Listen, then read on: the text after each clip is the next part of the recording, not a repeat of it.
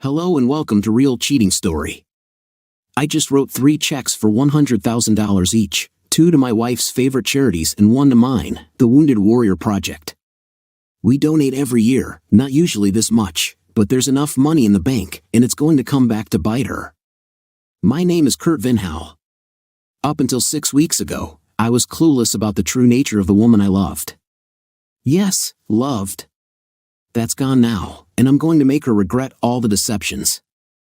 I should have noticed something was off after the July 4th get-together with our friends. That night, she took the lead in a way she hadn't in years. It felt unusually intense, and I didn't understand why at the time. Looking back, I suspect it might have been her way of dealing with guilt. Although she had a couple of drinks, it wasn't excessive. I was caught up in the moment, hoping this new closeness would continue.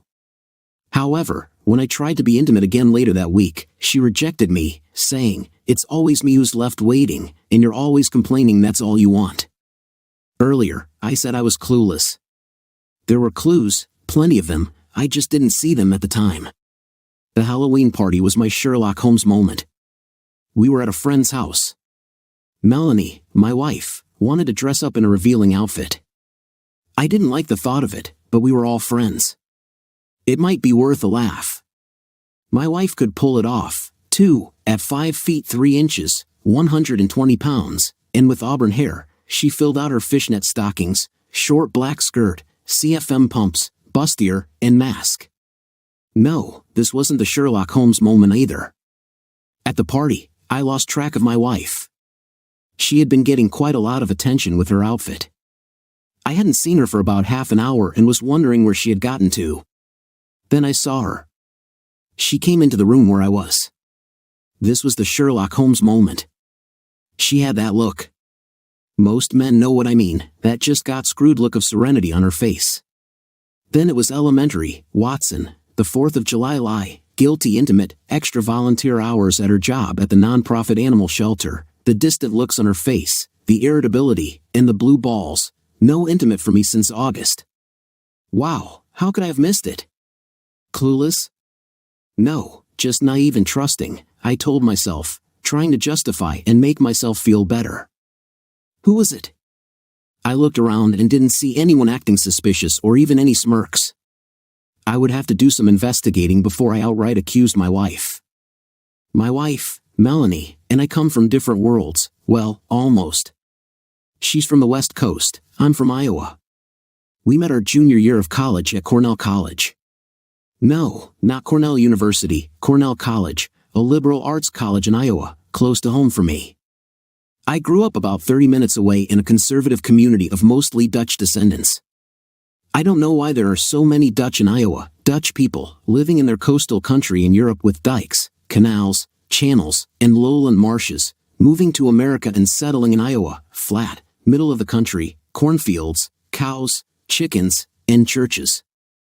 I don't get it. But that's where I'm from, and it made me who I am. Melanie grew up in California, not the relatively more conservative Northern California. No, she came from Southern California, about as liberal as they come.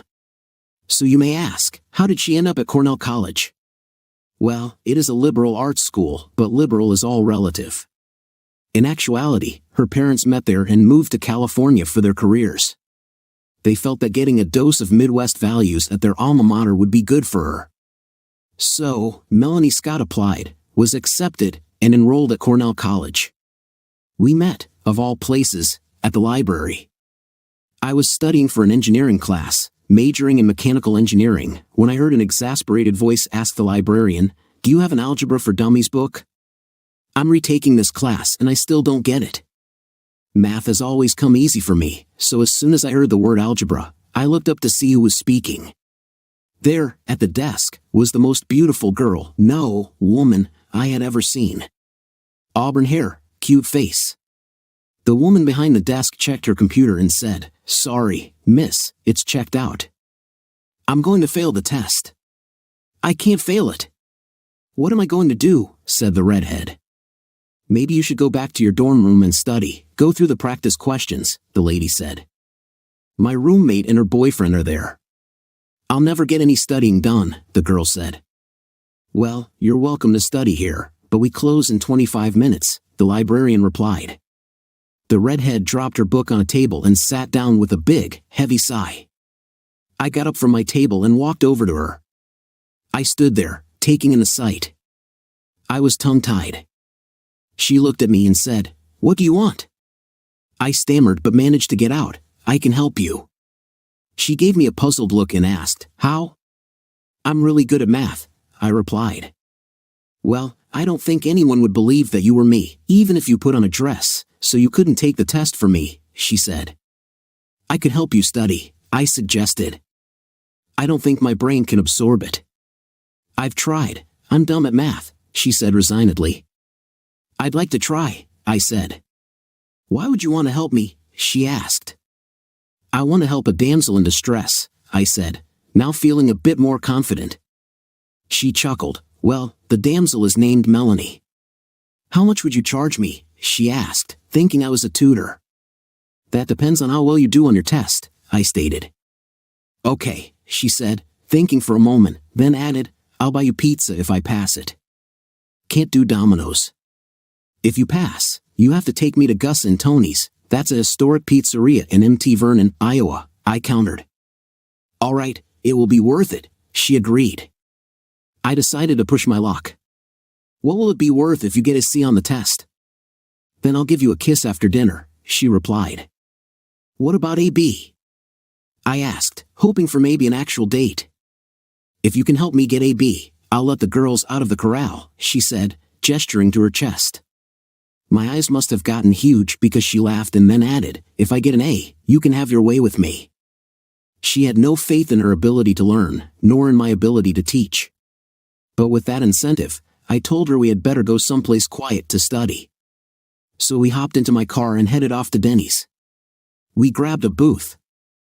I ordered some nachos and told the waitress that we'd be there for a while but that I'd make sure to leave a good tip. Melanie wasn't kidding, she really didn't understand math, let alone algebra. She couldn't grasp the concept that letters represented unknown numbers. So, I started with elementary math questions. 3 plus 4 equals? I asked. 7, she said. Okay, I replied. See that space represented by a line? Yep, she said. Well, in algebra, we use letters to represent those spaces. Why? She asked. Because different spaces can have different values, so we need something to differentiate them. Let me show you. 3 plus 4 equals A, I wrote down. Think of it as the space we had before. So in this case, what does A equal? 7, she said. Okay, now 3 plus B equals 7, I wrote down. What is the B for? She asked. So, we've used 2 different letters to signify 2 different values. Here's another one, 3B equals 6, I wrote down. What is B in this equation? B is 2, she said. Right. So in algebra, we use letters and numbers, and instead of using X for multiplication, we just put them next to each other. So 3B equals 6 means the same as 3 times 2 is equal to 6. What is B? 2, because 3 times 2 is equal to 6. Okay, now division, 6/B equals 3. What is B? Still 2, because 6 divided by 2 equals 3. Now you're getting the hang of it. We sat there until almost 3 o'clock in the morning, and several times I saw the light bulb go on. She was getting it. Her class was at 10, so I took her back to her dorm and told her not to worry. She should get a full 6 hours of sleep. Don't try to cram before the test in the morning, or it'll just make her anxious and confused. She thanked me and gave me a peck on the cheek, then said with a mischievous look in her eye, I hope I get an A. Then she turned and left. Was she saying what I thought she was saying? I wondered. I couldn't wait to find out how she did. Well, I didn't get to have my way with her, nor did the girls get let out, but I did get pizza and a kiss, actually, more than one kiss, and from what I could tell through her sweater, the girls were excited. Things progressed, and she finally did get an A on a test. Soon, we were an item. Summer break was coming, and I had to get an internship. I wanted to find one in Southern California so we could continue dating, but no luck. I did find an internship at the Nummy plant in the San Francisco Bay Area. It would be a 6-hour or more drive, depending on traffic, so I would only get to see her on the weekends. I met her parents, and I think they liked me. They said I had settled their girl down. We definitely made the most of our time together. I was worn out every weekend. She was wild in bed. In the fall, we headed back to college. I studied a lot. I was motivated to get great grades so I could get a great job and marry Melanie. Melanie was working on her BA in Human Resources. We both studied hard and played hard. It was a great year. We talked about our hopes, dreams, and goals. My hope was to marry her and have a bunch of kids. Melanie was into the zero population growth philosophy, though, and told me 2 kids, preferably 1 girl and 1 boy, to replace ourselves. So I changed my hope to 1 girl and 1 boy. Dreams. I wanted a nice-sized house, 3 bedrooms, 1.5 baths, about 1,500 square feet. She wanted 4 bedrooms, 3 baths, with 3,000 square feet, so we can have guests over and they have a place to sleep. Well, I guess I'll really have to push for a good-paying job, I thought to myself. Goals. I know this sounds weird, but I wanted to visit every state capitol building and all the European capitals. I also wanted to travel. I wanted to hike through Europe. She wanted to be able to volunteer at her favorite nonprofits, the ASPCA and Planned Parenthood. I couldn't understand that. This came from my conservative Iowa values. One organization wanted to save baby animals, while the other helped terminate baby humans. That seemed hypocritical to me. We had a few discussions about it until I eventually stopped bringing it up. In the late winter of my senior year, I was offered a job at a manufacturing plant that supplied the big 3 automakers. Actually, they supplied all the automotive manufacturers. My experience interning at NUMMI really paid off. However, this meant we would have to move to Michigan, near Detroit. As I drove back from my 4th interview, I thought about many things. First and foremost was asking Melanie to marry me. I was sure she would say yes. Second, I wondered how to help her find a job in the same area. Third, I considered where we should live. Detroit has many suburbs, so I thought it would be best to rent an apartment until we knew the area, and then start looking for a starter home. I had it all pictured in my mind: getting married, buying a house, having kids, baseball, soccer, ballet, everything for my wife and kids. Then, as the kids left for college, we would start traveling. On my drive back, I made a stop in Chicago. I had my $5,000 signing bonus in my pocket and planned to buy an engagement ring. I found a family-owned jewelry shop and purchased a $4,000 engagement ring and wedding band set. I was so happy. I got back to MT Vernon and called Melanie. I told her I wanted to take her out to dinner. I proposed during dessert, and she said yes with tears in her eyes. Then I told her about the job offer. She was glad I got the job but said, "Michigan? Isn't it cold like 10 months of the year? In Detroit?" "Honey," I said, "it's no colder than Iowa in the winter. There's just so much to do there, you'll love it." Wedding plans were made, though we didn't have much time. We got married in California on May 23rd, took a honeymoon to Niagara Falls, and then set up our first apartment. On June 1st, I started my job, my career. Melanie had found a job working for a temp agency, handling hiring and other human resources tasks. It was a great experience, but she really wanted a permanent job with a big company that hired its own employees. Well, life has a way of surprising us. We planned to wait a few years to have kids, but 8 months after we got married, we found ourselves looking at an EPT and wondering how our lives would change now that a baby was on the way. We started looking for a house right away. We bought a Cape Cod-style house with 3 bedrooms and 1 bath, not too big, but good enough to start our family in. 9 months went by fast, and we were blessed with a baby girl, Kaylee Jane. I call her KJ, but Melanie always calls her Kaylee. She was perfect, strawberry blonde hair, a combination of my blonde and Melanie's auburn, and blue eyes. I know they said they might change, but they never did. 10 fingers, 10 toes. She had me wrapped around her finger as soon as she wrapped hers around mine. After the baby, things changed, as you might expect. I knew there would be changes, but I didn't expect one of them. Melanie showed no interest in intimate, even months after the birth. I had to coax her every time. I couldn't believe it. My wife, who was once wild in bed, now had no interest at all. We talked about it and had several heated discussions, but I rarely got her to give in.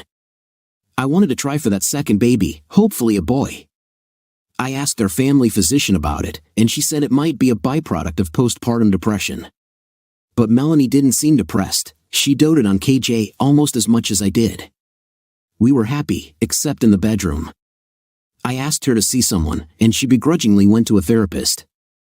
The therapist said it was a form of PTSD. Melanie, in her mind, had a terrible birthing experience. The therapist hoped that, with more therapy, it could be resolved. I wanted a boy so badly. I started tracking her cycle, figuring out the best times for her to get pregnant, and then I'd put on a full-court press for intimate on those days. Sometimes it worked, but there was no baby. I loved Melanie, and after a few more years, I put all thoughts of having a boy in the back of my mind. I decided to enjoy my wife and her lovely daughter. In fact, if I were truly honest, I put a lot of my time, love, and devotion into KJ.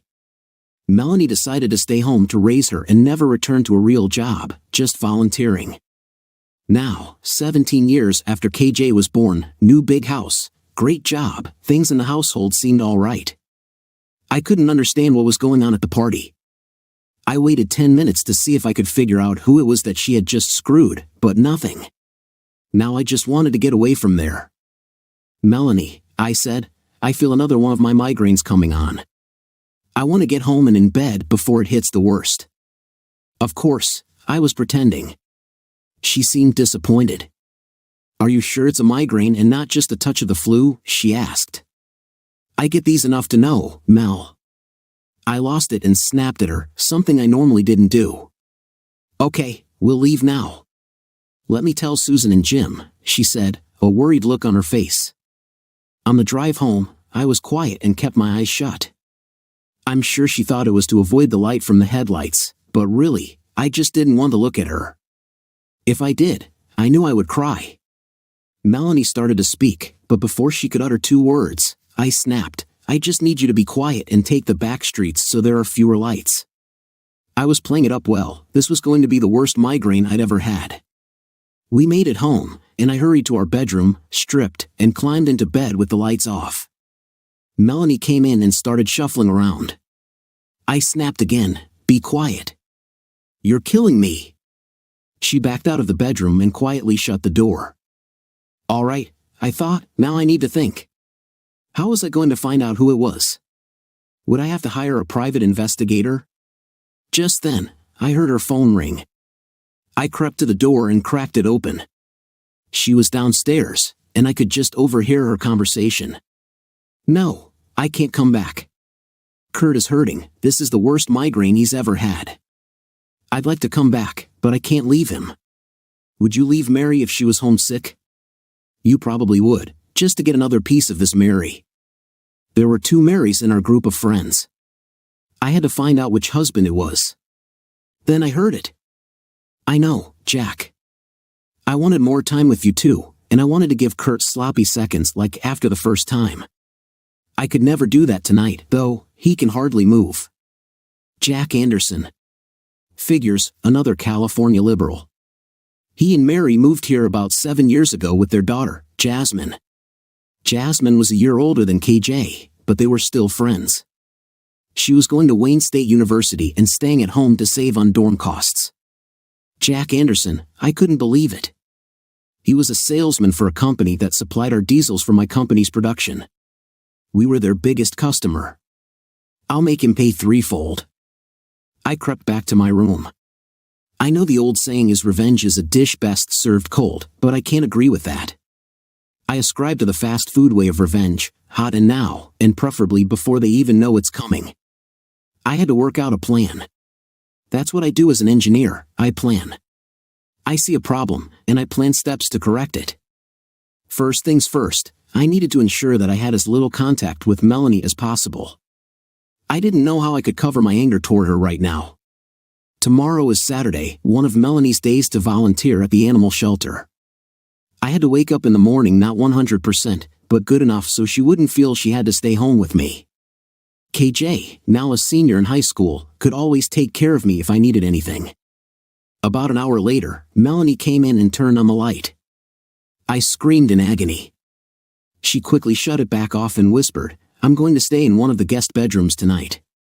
I hope you feel better." I groaned affirmatively in response. In the morning, Melanie checked in on me, but I pretended to be asleep. She grabbed her clothes for the day and left the bedroom. After I heard her tell KJ to keep an eye on me, she left for work. I got up, took a shower, and got dressed. As I walked downstairs to the kitchen, I saw KJ making breakfast, pancakes, eggs, and bacon. "Hey, Dad. Mom said you had a really bad migraine last night. I didn't expect you to be up until noon. Would you like me to make you some breakfast?" "That would be great, KJ. You're the best daughter a guy could have." She smiled and looked at me with love in her eyes. She was my world now. I had to handle this situation with the least impact on her. It was her senior year, after all. Next year, she'd be off at college.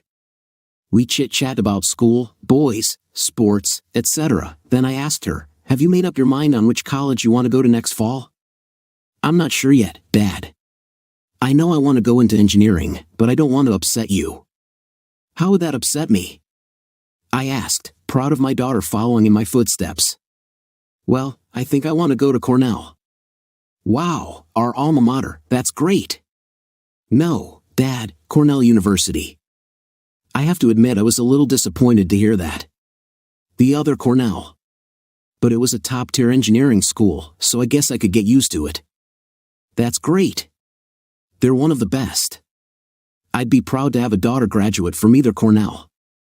Have you gotten the application in yet?" "I sent it out 4 weeks ago. I'd really like to hear something before Christmas so I can start making plans." "Well, I'll see if I can use any of my contacts to help you out any way I can." "That would be great, Dad." After breakfast, I told KJ that I was going to head into work. I had a few things I needed to take care of. So I hit the office to make my plans. First things first, though, my daughter. I looked at the bios of all the engineers at our plant and at our company's other plants. None of them here at this plant were from Cornell University, but 2 from one of the other plants were, including a department head I knew from corporate meetings and training. "I'll call him first thing Monday morning," I said to myself. Now, for revenge on my wife, possibly soon to be my ex-wife, and Jack Anderson. He would be the easier one. I spoke to a couple of guys on the production line. Yes, they work on Saturdays. A few of them I knew were from the wrong side of the tracks, some even had criminal records.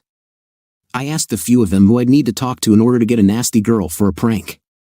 One of them said, "Talk to Andy, he'll set you up. But if it's for you, I'd make sure you use a rubber." Bingo, that was exactly what I was looking for, I thought to myself. Andy didn't work on Saturdays, so I would have to wait until Monday for that. I needed to make a list for Monday, talk to Ben in New Jersey for KJ, talk to Andy, talk to Human Resources, cash out 401k, and call a divorce lawyer for information in case we couldn't reconcile. I knew a few divorced men. Their ordeals were horrible. If they thought they got screwed while they were married, it was a total screw job in the divorce. I was determined that would not happen to me if it came to that. Today, however, I could get some other things done. I headed to the bank and withdrew all but $10,000. I went to another bank and started a checking account in my name only. I also got a credit card in my name only. Then I called my credit card company, paid off the card, and reduced the limit to $1,000. After that, I called a private investigator. I wanted to meet with him to discuss my options. I needed to find out Jack's routine. We made an appointment for Monday. Then, I went to Radio Shack and bought motion-sensitive cameras and voice-activated recorders. It was about noon, so I called Melanie to see when she would be home. "Hi, honey. Sorry about last night, and sorry I snapped at you," I told her, having to grit my teeth to not let her know anything was wrong. "How are you feeling? Do you need me to come home?" "No, I'm feeling a lot better. I'm going to run some errands and then work in the yard to try to get the leaves all raked up." "That's good to hear. We're slammed busy, so I probably won't be home until dinner time," she said. I wondered if I should believe her or go check up on her. It didn't matter. In fact, this would probably work out best. I'd have hours to do what I needed to do. So, home I went. It took me about 3 hours to wire the house. Luckily, KJ was out with friends all day. Teenagers don't tend to spend much time at home. I tested the system and had it all programmed to record on a new laptop I bought and hid in the basement. No one goes down there anyway, not even for laundry. Melanie had to have that on the second floor at a remodel expense of over 20 grand, all to make my bride happy. Now, I had to get outside and start raking the leaves so I would be at least halfway done when she came home. Around 5 o'clock, she poked her head out the sliding glass door and told me she was home, asking, "How are you feeling?" "Okay enough to rake leaves. I should be able to get them all bagged up by around 7 o'clock. "I'll come out and help you," she said. "Just let me change." 5 minutes later, she came out of the garage with a rake in hand, and we raked up the leaves. I didn't say much, trying not to let her know that I knew. If I tried talking too much, I was sure she would sense something was wrong. We finished around 6:30, and she said she was going to start dinner. I went up to take a shower and change into a pair of sweats and a Cornell College sweatshirt. I wondered what kind of reaction that would get. Would she remember the good times? I came downstairs as she was setting the table. "Dinner will be ready in about 10 minutes or so," she said. "Good. That should be just enough time for me to get the bags of leaves out to the curb for pickup on Monday." I opened the slider and stepped into the backyard. I opened the gate to the side yard and hauled the bags, one at a time, to the curb. 15 bags already, and the trees weren't even half empty of leaves yet. I walked back in, stopped at the half bath in the mudroom, and washed my hands. Then I sat down to eat, chicken breasts on rice with, of course, California medley for the vegetables. Wow, it's amazing how little things could now set me off. I smiled and ate quietly while she talked about what happened at the shelter that day. "Busy, busy, busy," she said. I only half listened and made a few sounds. After dinner, we watched TV for about an hour before I said, "I'm going to go to bed early to try to get rid of the rest of this migraine.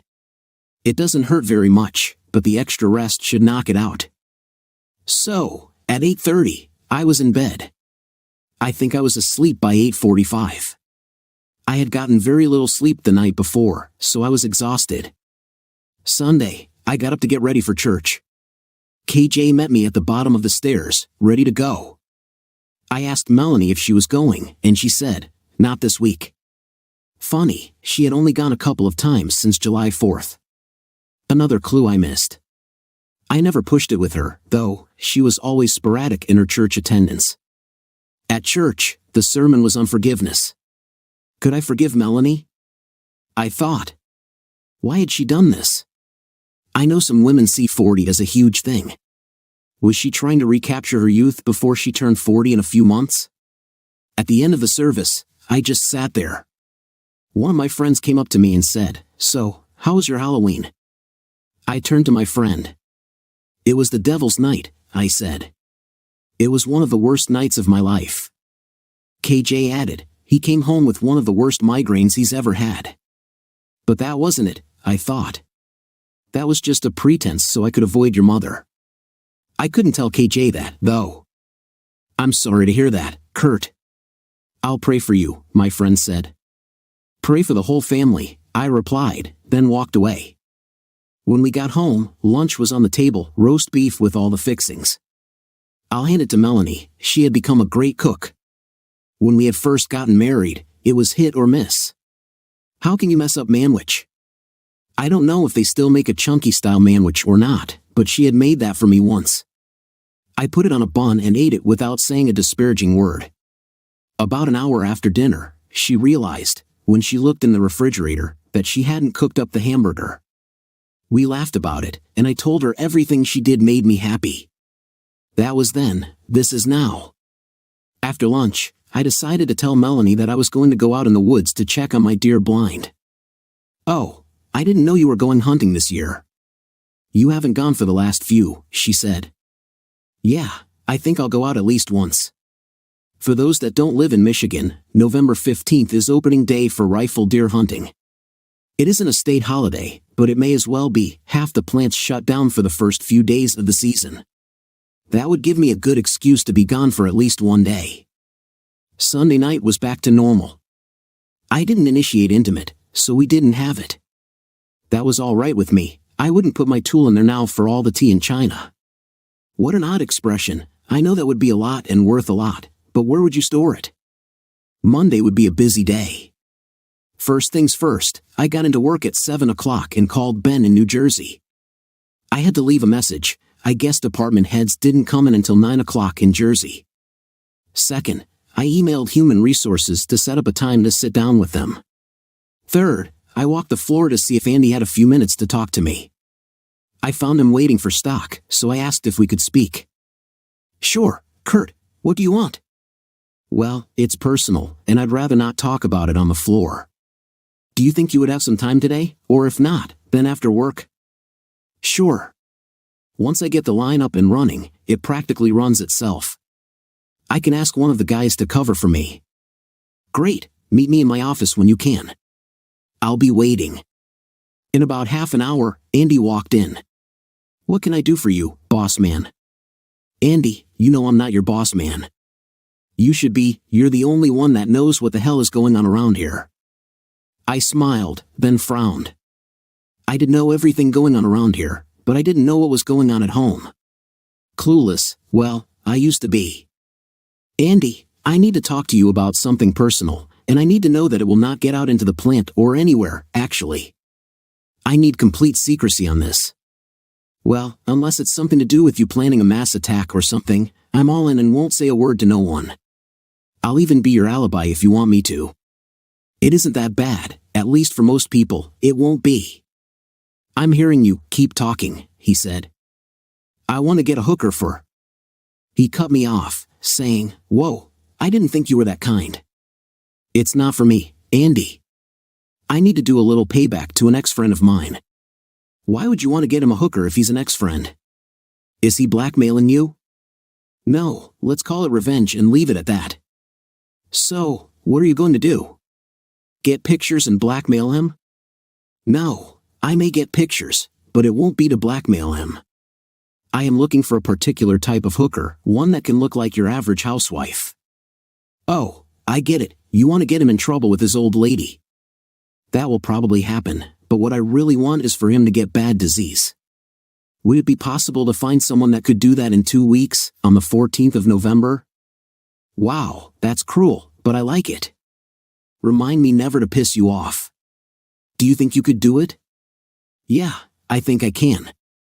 The biggest problem would be getting the hooker to be willing to carry the disease for a week or so. I can pay $1,000. Would that do it? I don't know, she'd be out of service for at least 2 weeks. Okay, how about $2,000? That's $1,000 a week, and $500 for you as a finder's fee. You got it, boss man. I'll let you know all the details as we get closer. You line up the girl. Andy left, and I sat back and smiled. Now for the next part of my plan. As the engineer that handles most of the production equipment, I get a lot of people asking my opinion on different aspects of the plant. I keep all the business cards of the salesmen, engineers, millwrights, etc. I just had to find the right one. I started going through the stack and pulled out XYZ Die Incorporated. We hadn't bought but a few pieces from them over the years, but that might change drastically soon. I called the number on the card and asked for an appointment to sit down with the salesman and die maker. They jumped at the chance they could be here this afternoon. I was leaning back in my chair, thinking about how my plans would unfold, when my boss, the CEO, popped his head in and said, "Good morning." "Oh, hi, Brad. I was just going to see if I could get an appointment to talk with you this morning, but I figured I'd have to wait until Jill got in to schedule it. I've got time right now if that works for you." "Sure, that would be great." "Thanks, Brad. Hey, I heard you came in for a few hours on Saturday. Was there a problem I should know about?" "Well, that's kind of what I want to talk to you about." "What is it?" "Well, it's personal and has very little to do with work. Kurt, you've been here for almost 20 years. We're like family, you know that you can talk to me about anything. So, I told him the whole story. I asked him to keep it between us, and he assured me he would. I still can't believe Melanie would do that, but I guess you never know. I'll have to keep my eyes open in my own marriage too. So, how can I help? The a-hole ex-friend is the salesman for ABC Dyes. In fact, I got his foot in the door here 7 years ago. I'd like to pursue another dye maker, and then, if they can do what we need at or below the same cost, I'd like to tell ABC that we no longer need them. I don't make those decisions, though. I can do that, Brad said. Who are you going to call to replace them? I've already got an appointment for this afternoon with XYZ Dye. We already buy some of our dyes from them, and they perform well. What will I tell ABC when I inform them? Tell them that we are unhappy with the service we are getting from their salesman and that XYZ has promised lower prices and faster turnaround. Of course, that's provided the meeting today goes as planned. Let me know this afternoon how things go. Thanks, Brad. It's great to be part of a family. As he left, I smiled. Plans were coming together. Next, I called a divorce attorney and made an appointment for Tuesday. I checked my email and saw that Human Resources had sent a message saying I could stop by any time before 11 o'clock. I decided to go right then. You never know what will happen in a manufacturing plant.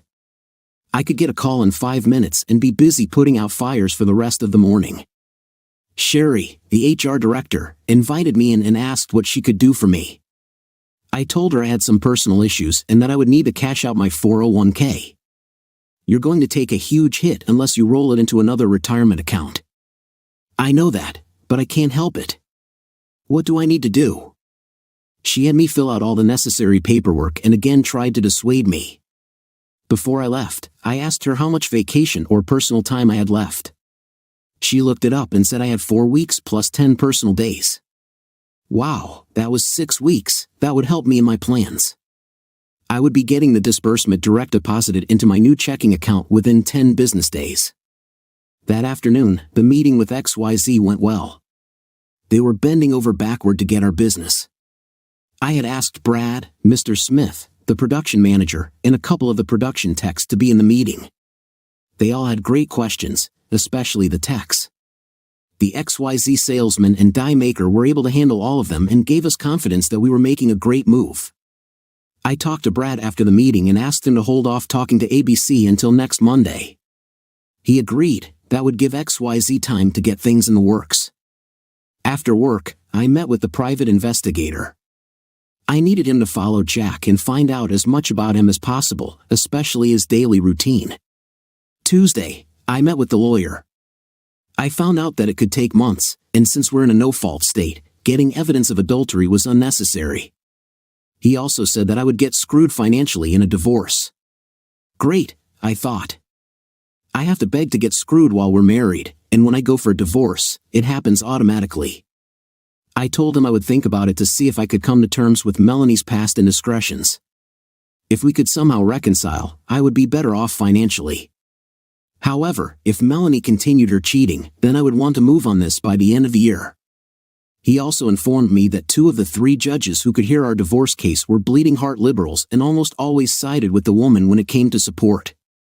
They usually gave the woman at least 60% of the household income and assets. I had already figured that out and would be doing something about it. If it went the way the lawyer pictured it, I would be working to let her live in our house and give her money to run around with. That would not happen. I had to think, could Melanie and I get past this? I loved her. Maybe this was a one-time thing.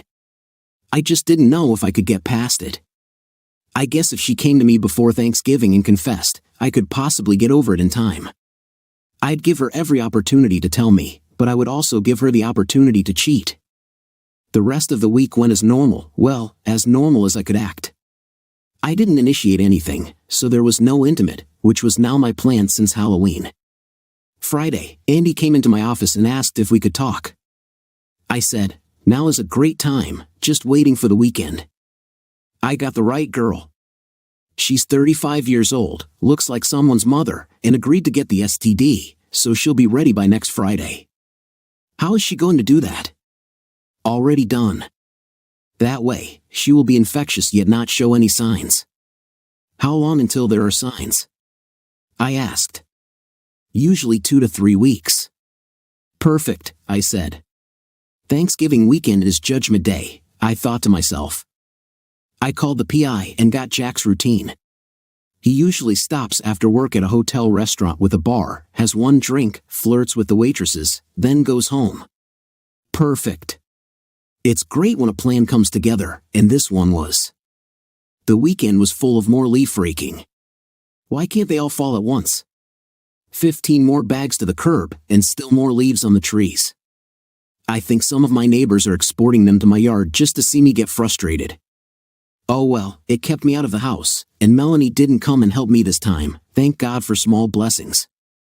Sunday morning, church, KJ and me again, no Melanie. KJ said something to me after church. Dad, is everything okay? Sure, why do you ask? I know you, Dad. You're not acting like yourself.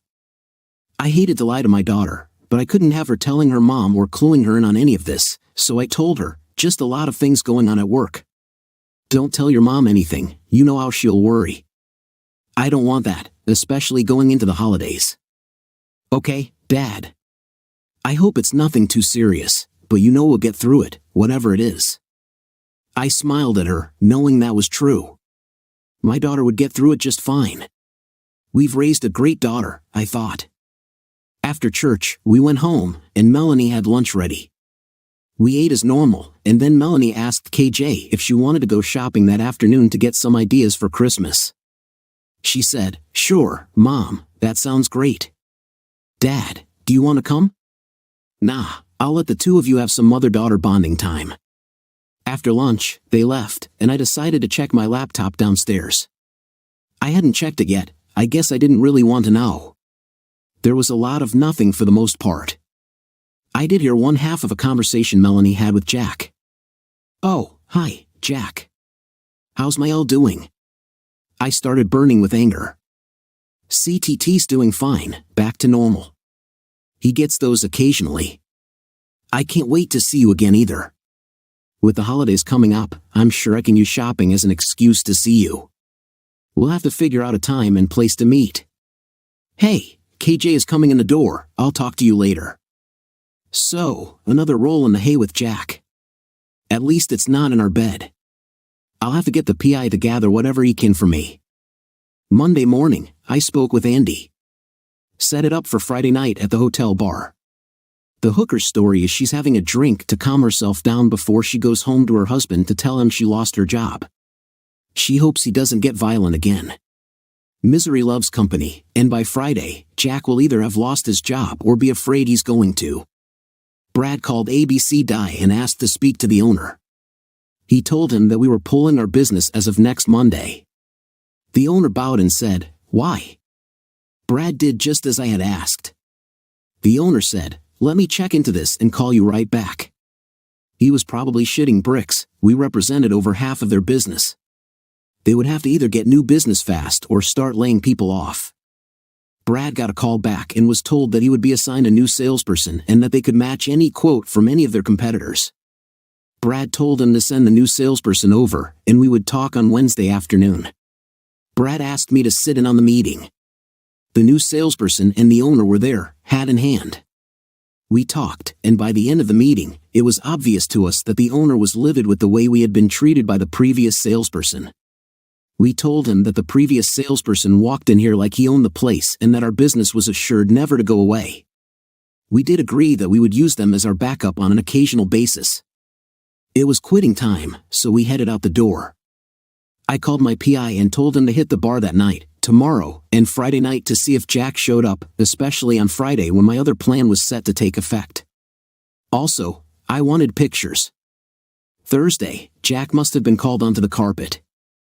I'm sure he was told that he lost that account, a huge hit to his commission.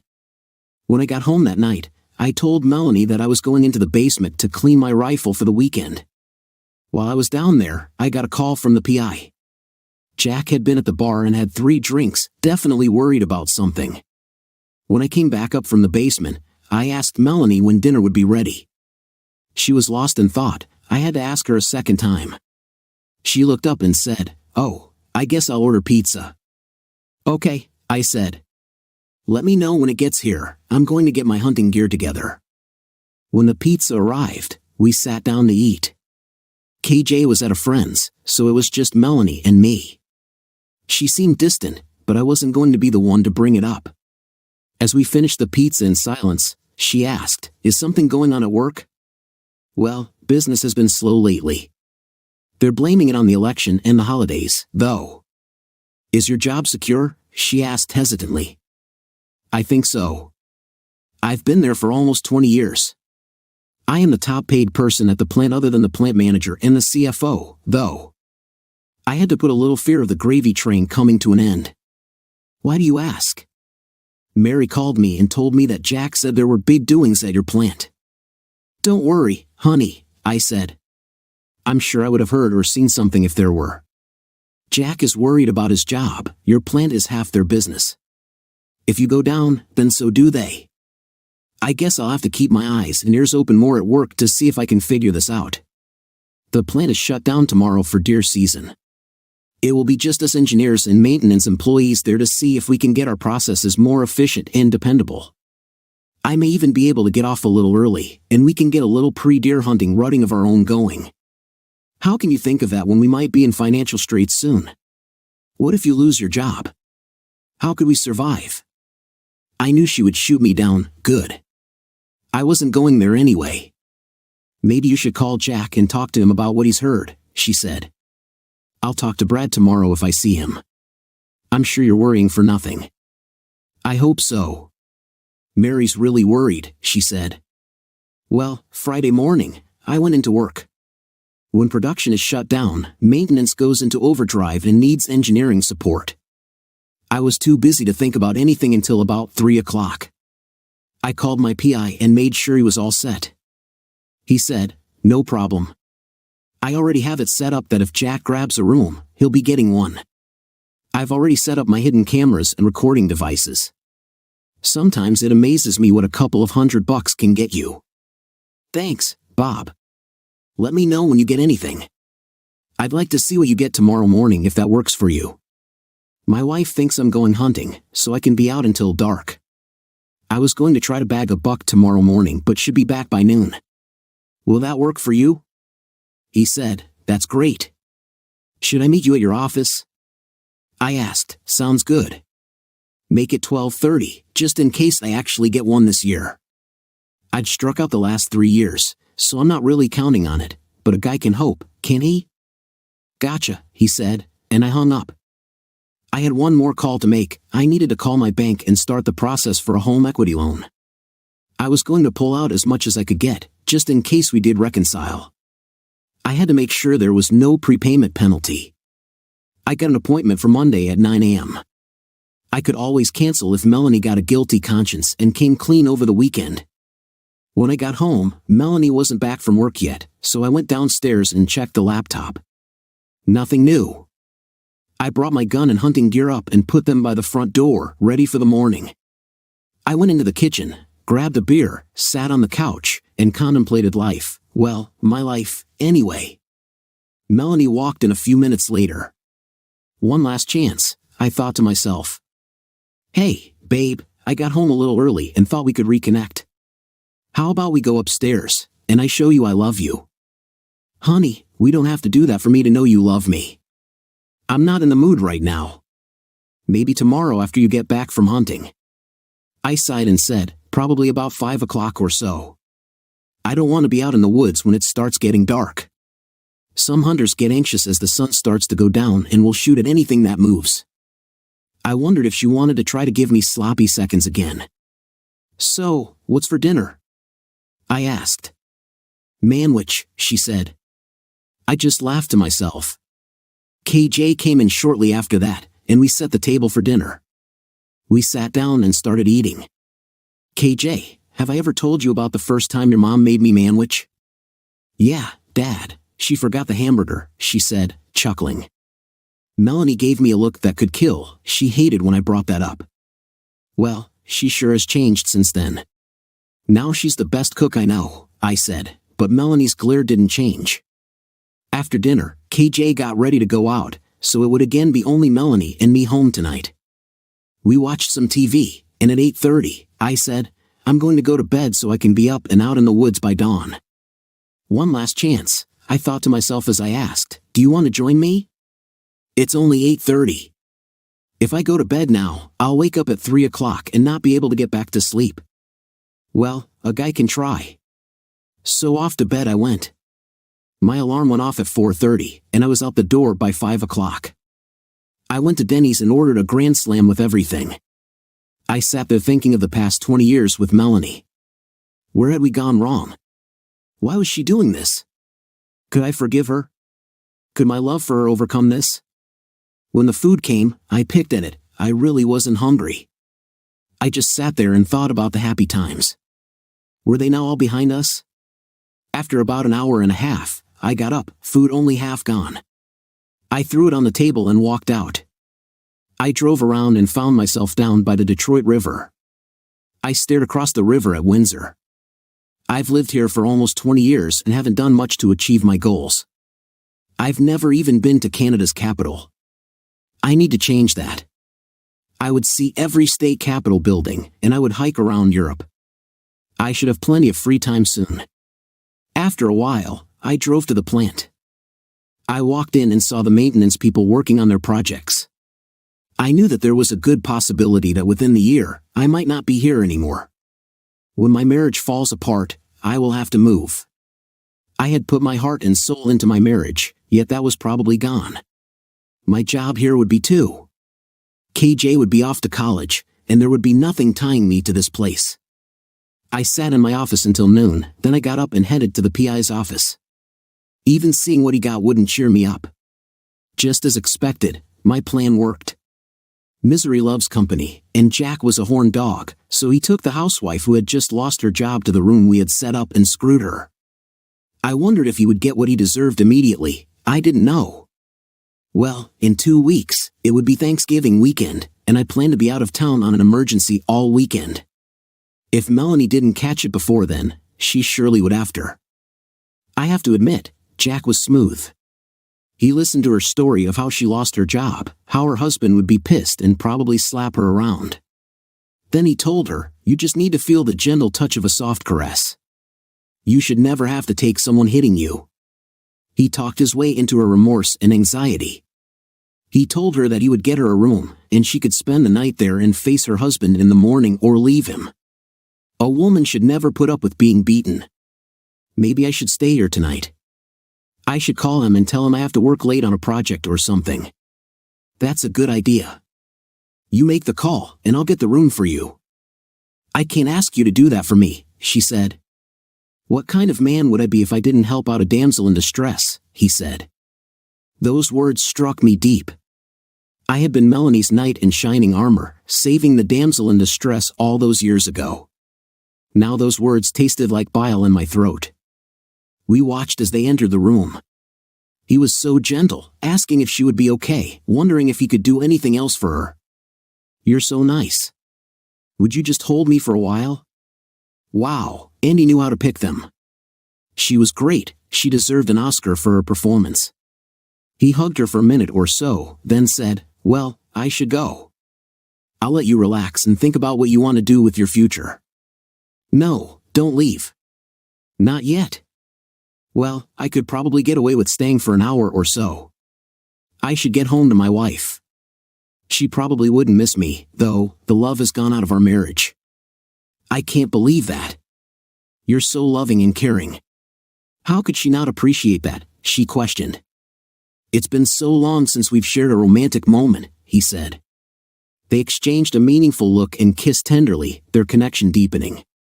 Soon, their clothes were off, and there was a palpable sense of urgency. Jack pulled her close, and they fell onto the bed, wrapped in each other's embrace. She paused and said, let me show you how much I care, as she began to give him attention. A few minutes later, Jack remarked, you're amazing at this. It's hard to believe anyone wouldn't appreciate you. You're so different from my past experiences. I'm on the pill, so just be yourself. Jack responded, I like your openness. Then he began to explore new possibilities, but she hesitated. I haven't done that before, she said. Let's just try it, Jack urged. I'll get some lotion to make it easier." She hesitated but agreed. When Jack went to fetch the lotion, she quickly dressed and slipped out, leaving him behind.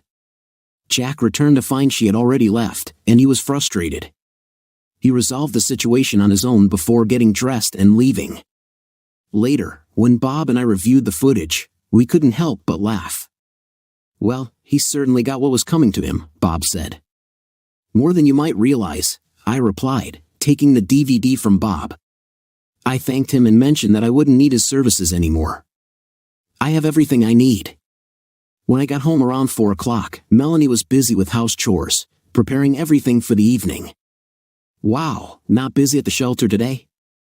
I wasn't expecting you home till 5 o'clock. I was going to start dinner." "So, did you kill Bambi?" she said. "No, but I got a good look at a buck trying to control a doe, but she got pissed and ran away." "Well, I'm not sorry to hear that," she said. Neither was I. "It was a great show," I chuckled. "I'm going to go downstairs and clean and oil my gun and put it up until next year." "You're not going back out this season?" "You've got 2 weeks," she asked. "No, the thrill is gone." "Maybe next year," I said as I went downstairs and put my gun away. There was no reason to clean it if I hadn't even taken it out of the case. I took this opportunity to check my laptop to see if I had caught anything. I saw Melanie get ready for work and leave around 8:30. Then she was back at noon. It was either a slow day at the shelter, or she was planning on a nap, knowing that I wouldn't be home for hours. She made a phone call. I wondered if she was calling Jack. "Hi, Mary," she said. It still amazed me that she apparently felt no guilt, as she could call and talk to Mary like nothing was going on. It made me wonder if maybe Mary knew. She listened as Mary spoke.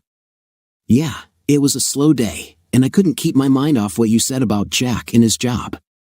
I thought to myself, yeah, I bet you couldn't keep your mind off of Jack and his tool. She listened again. I wish I could hear the other half of the conversation. "No, in fact, he's out shooting Bambi right now, or at least trying. He doesn't seem concerned. He can be clueless at times, though." There it was, clueless. Maybe at home, but not at my job. She listened again. "Yeah, I guess afterwards." I put my dishes in the dishwasher and decided I'd hit the leaves again. I love nature, but this gets to be a pain. I think my next place will be a condo so someone else can be responsible for these leaves. I went upstairs and changed into my Cornell college sweats. Perhaps this would get Melanie to think of the old days when we were young and happy.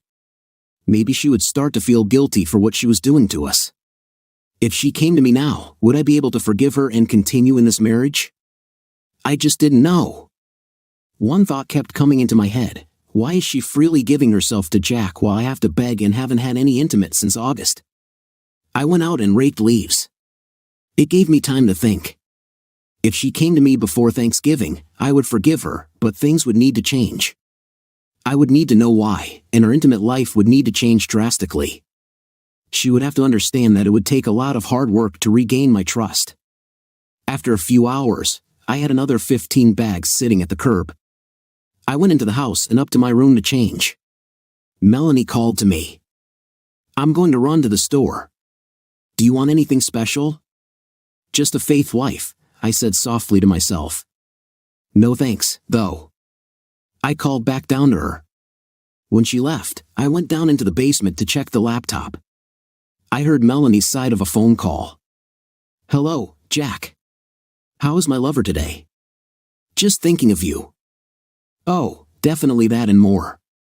"Yeah, they are at church." "No, they will be back any time now." "No time for that." "I miss you too." "So how are you doing? Are you really that worried?" "No, Kurt doesn't seem worried." "I can't help but be worried, though. I don't know what we'd do if he lost his job." "So what are you going to do?" "That's a good idea. I think I'll encourage Kurt to create a resume. All it will have on it is the one job, though. That might not be enough." "Sure, I'll have him use you as a reference." I think I hear the garage door going up. I'll have to talk to you later. So Jack was definitely worried about his job, yet he still had time to think about screwing my wife. Was my marriage over? Was there no turning back?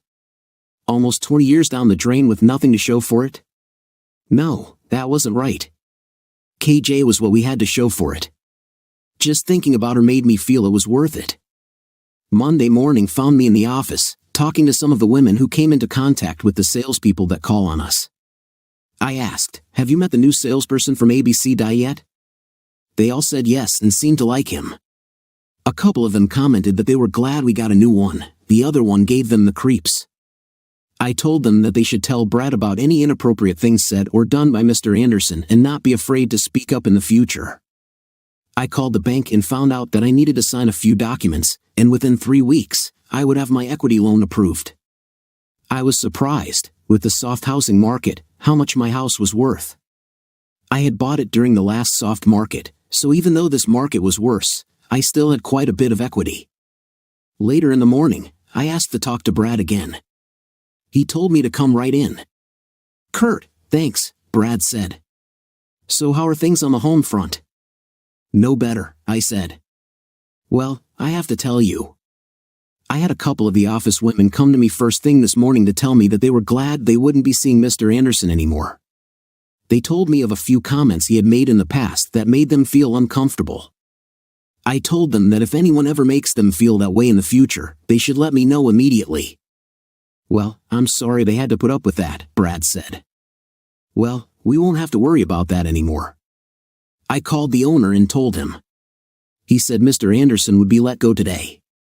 When he told me that, I said we might have more work for him soon. Then I smiled at that. I hated to hurt Mary, but whether she knew it or not, she was already getting hurt by her husband. "Hey Brad, I'd like to talk to you about my future with the company." "You're not quitting, are you?" he asked, looking like a deer caught in headlights. "I'm thinking I'd like to pursue a transfer to the London, Ontario plant, or possibly the New Jersey plant, though I'd prefer Ontario. Once everything is settled with the divorce, I'd be happy to transfer back if you'll have me." "Kurt, I think I can make that happen, but I want you back here." I chose London because I wasn't sure if I would be paying alimony, but it may be harder to collect if I'm in another country. Also, Brad, I'd like to be terminated on December 15th. I have 4 weeks of vacation and 10 personal days that I'd like to use. If I go to court, I want them to see that I'm without employment. I don't want you to do anything illegal, so if I have to get fired and rehired in London, that would be okay with me. I'll lose my seniority, but it would be worth it. Melanie would find herself having to go back to work somewhere. I'm not sure if her degree would help her at all after 18 years. A lot has changed in human resources in those years. That would be payback number 3, after the Chia and the divorce. Now, who's the clueless one? After I got back to my office, I called Ben in New Jersey to ask about Cornell University. He told me it was already in the works and she should have her acceptance letter within a couple of weeks.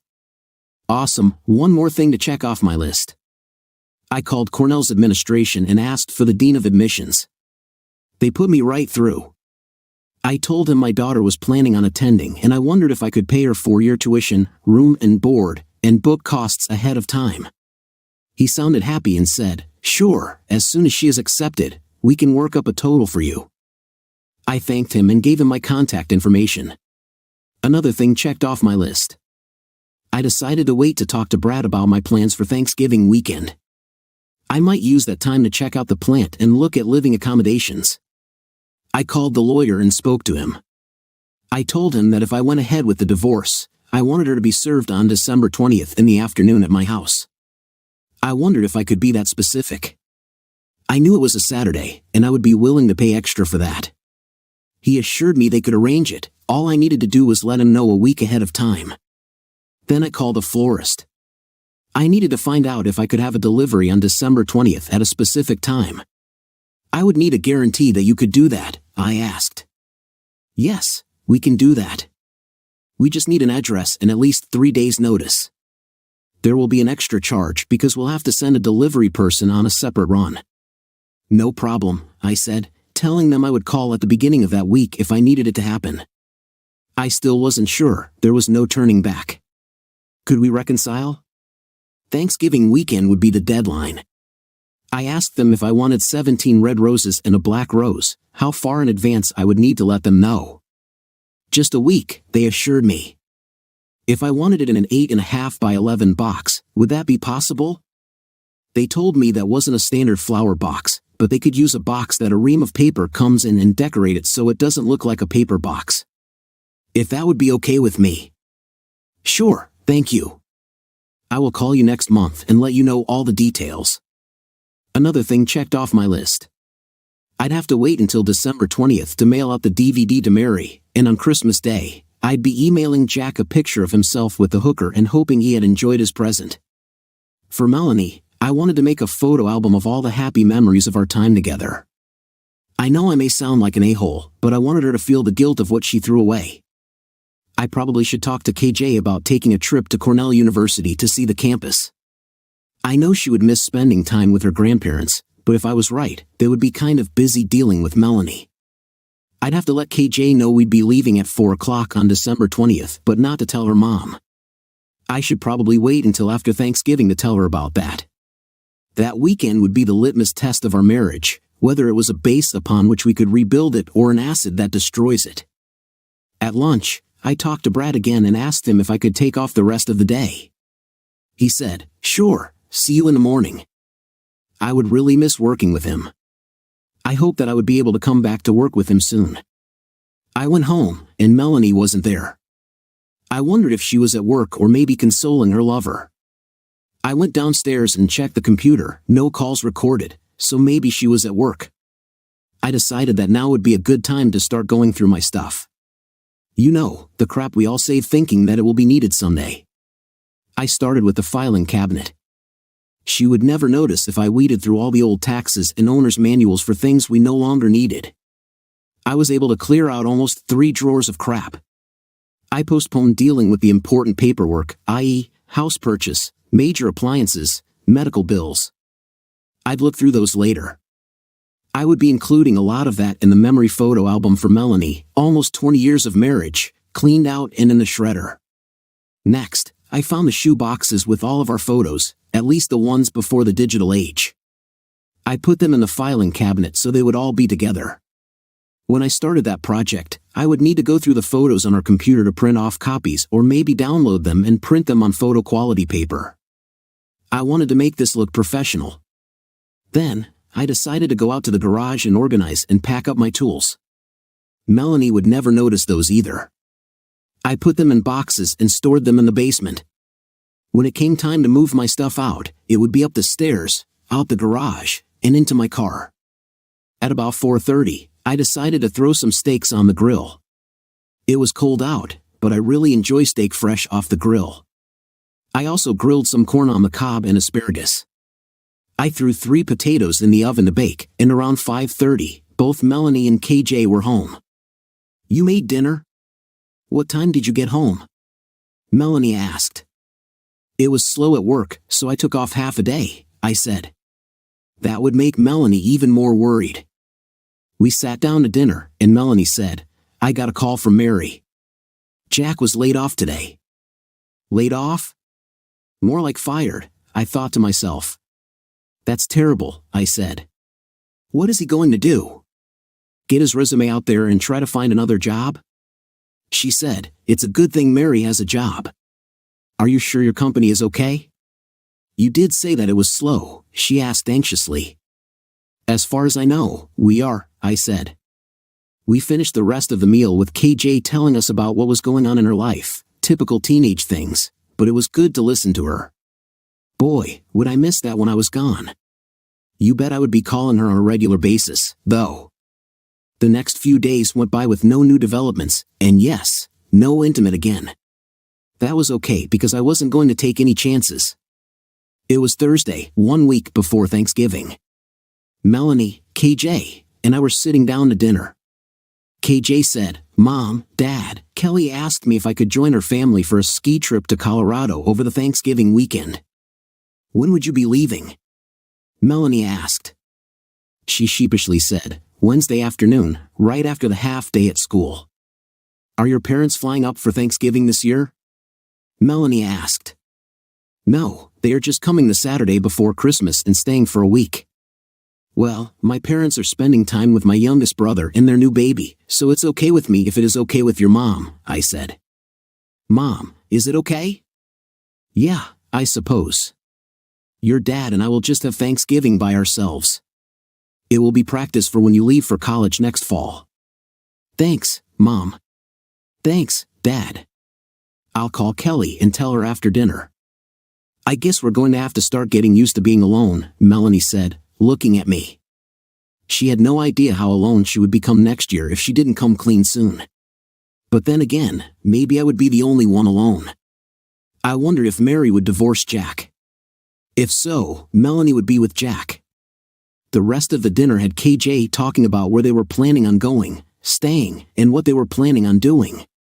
Sometimes women can talk nonstop without anyone else saying a word. It did sound fun, though. It made me think that I hadn't been to Colorado's Capitol building yet. I needed to start doing something to reach my personal goals. The next morning, I made an appointment to talk to Brad. He was someone I could confide in. I stepped into his office at 2 o'clock. Brad, I would like to talk to you about Thanksgiving weekend. Are you and the family going somewhere? Do you need a few extra days? He asked. No, just the opposite. KJ is going skiing in Colorado for the weekend with one of her friends and their family. I want to give Melanie enough rope to hang herself, figuratively speaking. I'd like to have an emergency at the New Jersey plant that would take me out of town from Thursday evening through Monday afternoon. That should be more than enough time for her and Jack to get together. I'm betting it will be at my house, so I'll have proof. Wow, you really don't think you two can work it out? If she comes clean before Thanksgiving weekend, then there is a chance. If not, and she does what I think she will do, then it's all over but the crying, I said. That last expression was tongue-in-cheek, but it was more true than I wanted to admit. So, what do you want from me? Brad asked. I need you to make a call to me Thanksgiving afternoon and tell me you have a flight booked for 7 p.m. I'll make sure Melanie picks up the phone so she'll know it is from you, and she'll believe it's legit. Okay, I can do that. What if she comes clean before then? I'll tell you that I can't do it, that I have a wife I need to spend some time with. That would be the truth, I thought to myself. If she did come clean, it would take all weekend to get through this.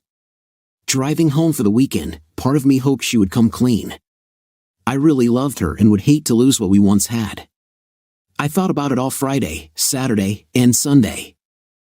I was less than talkative, to say the least. Sunday night, I said to KJ and Melanie that since KJ was going to be gone Wednesday, we should all go out to dinner Tuesday evening. That sounds like a great idea, KJ said. I was feeling a little guilty about missing Thanksgiving. I'll try to get a reservation at the Lara, I said. It was an upscale restaurant in West Bloomfield. A condemned man gets a last meal. Doesn't a condemned marriage deserve the same? The story continues in the next video.